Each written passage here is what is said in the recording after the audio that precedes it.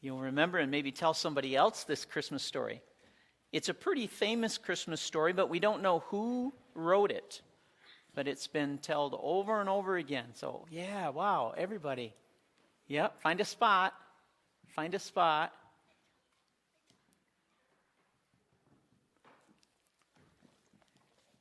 Okay, here's the story.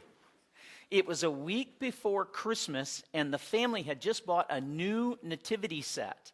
And when we unpacked it, we found that we had 2 figurines of the baby Jesus.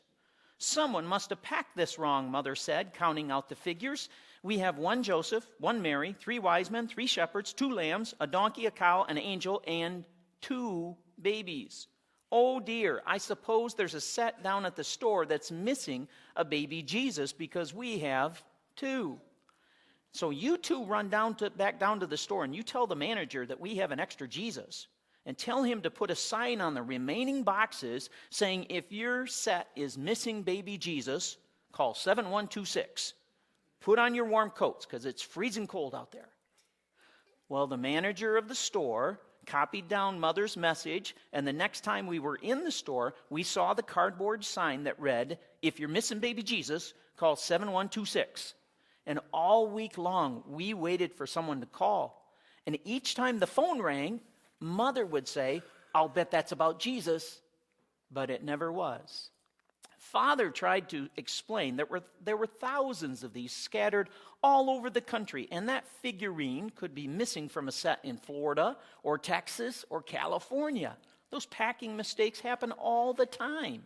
He suggested that we just take the extra baby Jesus figurine and put it back in the box and just forget about it. Put baby Jesus back in the box? What a terrible thing to do. Surely someone will call. So we will just keep the 2 of them together in the manger until someone calls. Well, when no one called by 5 o'clock on Christmas Eve, Mother insisted that Father run down to the store to see if there were any sets left. You can see them right through the window, and if they're all gone, then we'll know someone is bound to call tonight. Run down to the store, Father thundered. It's 15 below zero out there. Oh, Daddy, we'll go with you. Well, Father gave a long sigh and he headed for the front closet. I can't believe I'm doing this, he muttered. Us kids ran ahead as Father reluctantly walked out into the cold. I got to the store first and I pressed my nose right up on the store window. They're all gone, Daddy, I shouted. Every set must be sold. Hooray, said Tommy. The mystery will now be solved tonight. Well, Father heard the news still half a block away and immediately turned on his heel and headed back toward home. And when we got back into the house, we noticed that Mother was gone. And so was the extra baby Jesus figurine. Someone must have called, and she went out to deliver the figurine, Dad said. You kids get ready for bed, and I'll wrap Mother's present. Well, then the phone rang, and Father yelled, answer the phone and tell them we found a home for Jesus. But it was Mother calling, with instructions for us to come to 205 Chestnut Street immediately and bring 3 blankets, a box of cookies, and some milk. Now what has she gotten us into, Father groaned as we bundled up again. 205 Chestnut? Why, that's all the way across town.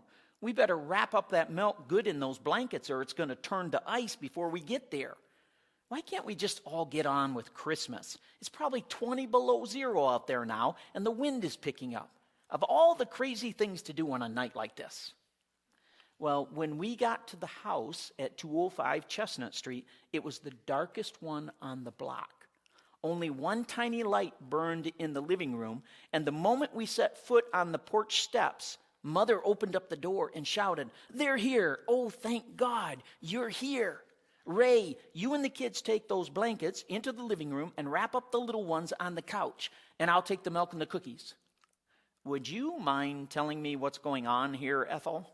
We have just walked through below zero weather with the wind in our faces all the way. Never mind all that now, Mother interrupted. There isn't any heat in this house, and this young mother is so upset she doesn't know what to do. Her husband walked out on her, and those poor little children will have a very bleak Christmas. So don't complain. I told her you could fix that furnace in a jiffy. Well, Mother went off to the kitchen to warm the milk while Brother and I wrapped up the 5 little children who were huddled together on the couch.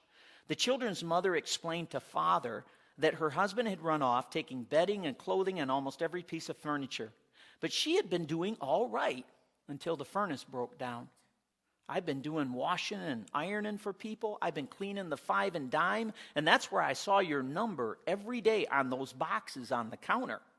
When the furnace went out, that number kept going through my head, 7126, 7126. It said on the box, if a person was missing Jesus, they should call you. Well, that's how I knew that you were good Christian people, willing to help folks, and I figured that maybe you would help me too. So I stopped by the grocery store tonight, and I called your missus, and I said, Sir, I'm not missing Jesus. I love the Lord, but I'm missing heat, and I have no money to fix that furnace. Okay, said Father. You come to the right place. Now let's see. You got the oil burner over there in the dining room. Shouldn't be too hard to fix. Probably a clogged flue. I'll look it over. We'll see what it needs. Well, Mother came back into the living room carrying a plate of cookies and warm milk. And as she set the cups down on the coffee table, I noticed the baby Jesus figurine lying in the center of the table. It was the only sign of Christmas in the house. The children stared wide-eyed with wonder at the plate of cookies Mother set before them. Father finally got the furnace working, but he said, you need some more oil. I'll make a few calls tonight and we'll get you some oil. Yes, man, you came to the right place, as he grinned. And on the way home, Father didn't complain about the cold weather at all. And he had barely set his foot inside the door when he was on the phone. Ed, hey, Ed, how you doing, Ed? Yeah, Merry Christmas to you too, Ed. Say, Ed, we kind of got an unusual situation here. I know that you've got that pickup truck. Do you still have some oil in the barrel in the back? You do?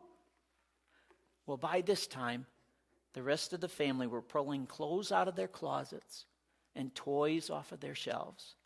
And it was long after our bedtime when we were wrapping gifts. The pickup came, and on it were chairs, 3 lamps, blankets, and gifts. And even though it was 30 below zero, Father let us ride along in the back of the truck. You know, no one ever did call about that missing baby Jesus figurine from the nativity set. But as I grew older, I realized it wasn't a packing mistake at all. Jesus saves, and that's what he does. And if you look up at the screen, and we're going to have the rest of the congregation help us. There's a song that we sing called Jesus Saves. Jesus Saves. We have heard the joyful sound. Jesus saves, Jesus saves. Spread the tidings all around. Jesus saves, Jesus saves. Bear the news to every land. Climb the steeps and cross the ways.